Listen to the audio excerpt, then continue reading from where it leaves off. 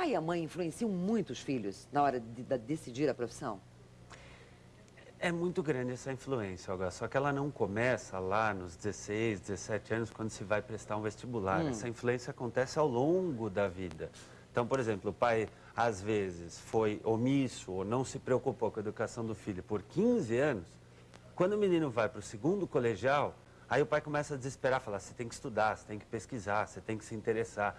E aí fica uma mensagem dupla para o menino, porque eu nunca tive que fazer nada e de repente eu tenho que me virar. E isso então, deve gerar uma angústia muito grande. Isso, porque o menino fica confuso. Ou como o pai, que, por exemplo, é trabalhador assalariado e fica fazendo campanha para o filho não trabalhar numa empresa com um emprego fixo. Então, essa influência ocorre sim, só que ela ocorre não naquilo que é falado, naquilo que a criança olha dos seus pais. O filho vê como o pai chega em casa. O teu filho vê como você chega em casa, como você fala do seu trabalho, a gratificação que você tem, a alegria que você tem de sair de casa, ou aquele domingo, né, aquela síndrome que as pessoas têm, vai começar a semana. O filho está vendo tudo isso e os pais não sacam, né? Então, qual é a melhor maneira de orientar o filho? Se orientando, né, tomando informações. Então, deixa-me entender, se eu estiver insatisfeita com aquilo que faço, naturalmente eu vou passar isso para o meu filho. Eu não preciso nem falar. Não, ele vê. Ele enxerga tudo. 70% do que a gente fala, Olga, não são pelas palavras, é pela expressão facial, pelo gesto, pelo olhar. É aí que se transmite a maioria das informações em casa. E aí eu posso dizer para esse filho que essa profissão é linda, maravilhosa, mas o meu gestor, a minha cara, o meu olho está dizendo que é tudo o contrário. E ele vai sacar que eu estou mentindo. É. Aliás, a melhor maneira de um pai ajudar um filho, Olga, é ajudando a pesquisar. Você que é pai, você que é mãe que está assistindo a gente, não fica querendo trazer solução pronta para o filho. Sabe, essa profissão dá dinheiro, essa profissão tem mercado, isso é bom para a mulher. Isso é tolice, porque não existe um dado universal que te diga assim, preste esta faculdade, você tem sucesso garantido. Esta aqui não tem mercado. Não é verdade. Não é verdade. Agora, por que numa família, por exemplo, onde o pai e a mãe, principalmente se os dois forem médicos, vou pegar isso de exemplo, os filhos acabam sendo médicos? Ou então o pai é advogado, o filho acaba fazendo direito? Justamente mas por ele está feliz, então? Ele vai fazer aquela faculdade feliz? Pode ser que sim, pode ser que não. Muitas vezes acontece. O pai que é médico leva o filho, vê uma cirurgia, comenta de um paciente, mostra os instrumentos. Quando a criança é pequenininha, ela pensa que é um brinquedo, vai pegando gosto pela coisa. Às vezes tem a ver com aquela vocação. Eu tive um amigo de infância que era assim, né? O pai dele era médico, trabalha num hospital grande, ele ia ver o pai trabalhar, gostava e hoje é feliz. Mas isso é um grande perigo. Isso é um grande perigo, porque se não é pesquisado se essa carreira tem a ver com os interesses, com a vocação, com a personalidade, com os valores do jovem, o que acontece? Ele resolve um problema a curto prazo, entra numa faculdade e depois vai ver que não é o que quer e ou larga a faculdade pelo meio, ou pior ainda, se forma, mas vai ser um profissional medíocre, porque não tem brilho, não tem talento, não tem paixão. Que atitude esse pai e essa mãe devem tomar quando esse filho diz assim, você pergunta assim, o que você quer ser filho quando crescer? A velha frase, né? E o filho diz assim, eu quero ser o que o papai é, o que o pai é, o que meu pai faz. Ou, outra pergunta, aquele filho que chega e diz assim, pai, mãe, que vestibular vocês acham que eu devo fazer? Que resposta esse pai e essa mãe dão nessa hora? Deve fazer assim, vamos pesquisar, né? Por exemplo, Olga, hoje existe, pela classificação brasileira de ocupações, 2.422 ocupações classificadas. 2.000? 422 ocupações. Pergunta para o seu filho que está assistindo aí, quantas profissões ele conhece? Quantas carreiras ele sabe que existem? Pede de nome, quantas? Você vai, está assistindo a gente, quantas? Não passa de 10 a 20. Eu trabalho com jovens há anos em grandes escolas. Os jovens não sabem nem o nome de 30 profissões. Você entende? Então, você imagina o que é escolher uma profissão, só que você sabe de 30, mas existe 2.422.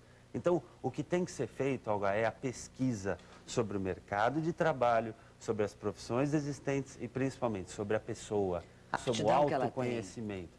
A aptidão, os interesses, a personalidade. Tem que pesquisar o ambiente de trabalho real. Tem que conversar com mais de uma pessoa, por exemplo, você que é pai, que é mãe, suponha que seu filho está pensando em fazer engenharia. Não deixe ele conversar com um engenheiro, com um que se deu bem. Tem que conversar com o que se deu bem, com o que está enfrentando dificuldade, com o que não está se dando bem. Ouvir um pouquinho de tudo. Claro, porque se alguém for perguntar para mim de psicologia, eu vou falar a melhor profissão do mundo. Eu adoro o que eu ser, faço, claro. eu sou feliz, sou realizado, mas eu sou um. Tem que ver se esta carreira tem a ver comigo, com o meu perfil, né? Existem testes profissionais bons no mercado, hoje em dia atualizados. Você aconselha o teste vocacional? Sem dúvida, o teste é fundamental. É fundamental. É fundamental, mas como uma parte do processo. O teste tem que ser complementado com a pesquisa. Então, deixa-me entender, não adianta o pai e a mãe buscar por esse teste para o filho puramente o que deu ali aquilo. Não. Não. Eu preciso ouvir um pouco de tudo e depois eu tiro as minhas conclusões. Exatamente. É o teste, é a visita a uma faculdade. Tem que ir. Pega seu filho um dia, de manhã, à tarde, no horário invertido da aula. Vai com ele numa universidade, vai visitar. Fala para ele assistir uma aula, 2, 3 do curso. As faculdades deixam isso. Elas permitem isso? Claro, a faculdade é louca para ter aluno. Né? Não, verdade, vamos falar a verdade. Eu falo isso para meus alunos lá na escola. Vai até uma faculdade. Muitos vão, assistem uma aula e falam, não é o que eu curto, não gosto disso aqui. Tem que visitar a faculdade. Tem sites muito interessantes. O site do próprio Guia do Estudante da Editora Abril é fantástico de informações. Tem milhares de informações. Agora, Léo, depois que fez o erro já, enfim, foi para a faculdade, fez o curso, quanto que já aconteceu? De repente isso aconteceu aí na sua casa com o seu filho, né, minha amiga? Ou com você, jovem, que está nos assistindo nesse momento. E aí diz assim, não, mas eu já fiz um vestibular, eu sofri pra caramba, meu pai está me ajudando a pagar a faculdade, eu está me pagando a faculdade inteira, ou eu mesmo estou pagando minha faculdade, ralando para pagar, já estou no 2º ano, não vou desistir, vou terminar esse curso. Qual é o conselho que você dá? Desiste e parte para outro? Olha, ótima pergunta. Isso aconteceu comigo. Eu mesmo prestei economia antes de psicologia. Não sei se você sabe disso. Não, não sabia. Eu entrei em economia porque meu pai era administrador. E eu achava que era o máximo. Você mas eu queria não tinha... ser administrador também. Eu achava que era fácil, a profissão dele, apertava botão, pedia cafezinho para a secretária, bolacha. É a visão que eu tinha de administrador. Admito, aqui com 16 anos, não tive uma orientação profissional bem feita. E aí eu fui ser administrador. Quando eu fui ver, só que tinha a bendita da matemática, cálculos, coisa que eu não me dou bem, não tinha nada a ver comigo. Felizmente, minha mãe foi muito grande e falou... Se deu uma nova oportunidade, vai procurar outra coisa. Porque era claro que eu não queria. Como é que eu soube disso? Essa é a dica que eu dou. Primeiro, o 1º e 2º ano da faculdade, no geral, são muito chatos. Porque é muita teoria. Sabe, a pessoa vai prestar engenharia, ela pensa que ela já vai construir ponte, vai criar um viaduto, vai criar túnel no 1º ano, e não é assim. Né? O jovem, no 1º e 2º ano, ele vê um geral, um apanhado geral. Então, descobriu... Para e começa tudo de novo. Mas antes é bom ver... Só me dá essa dica, então. Que dica que você dá? É bom ver com colegas de anos mais à frente. Um colega do 3º, do 4º, do 5º. O que eles têm, aonde vai levar esse curso para não tomar também uma decisão precipitada. Continua uma grande procura por profissões clássicas, né? O direito, a engenharia e a medicina. O que é um grande perigo, Olga. Porque... essas profissões, elas são adequadas para pessoas que têm esse perfil, é um perfil de exatas, que ainda mais hoje, numa época de caos, de incerteza, de tanto desemprego alardeado, as pessoas querem carreiras tradicionais, com aquela ideia de eu vou fazer direito porque eu vou ter emprego, né? Eu presto um concurso público e vou conseguir a vocação que eu vou ter sonho. Isso é um pouco arraigado da geração, há 2 gerações atrás, que era aquela coisa de fazer um concurso no Banco do Brasil, conseguir emprego e ter garantia para a vida. Verdade, era aposentadoria certa e segura. Meu filho conseguiu emprego no Banco do Brasil, eu lembro muito disso.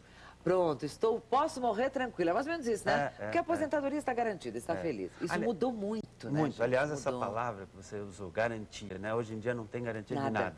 Aliás, a única garantia que a gente tem que ter é que não há garantias. E que frente a isso, a gente tem que aprender a ter flexibilidade. A escolha da profissão é um começo da vida. Porque essa ideia, Olga, de que você vai prestar uma profissão para o resto da vida, isso acaba com o menino.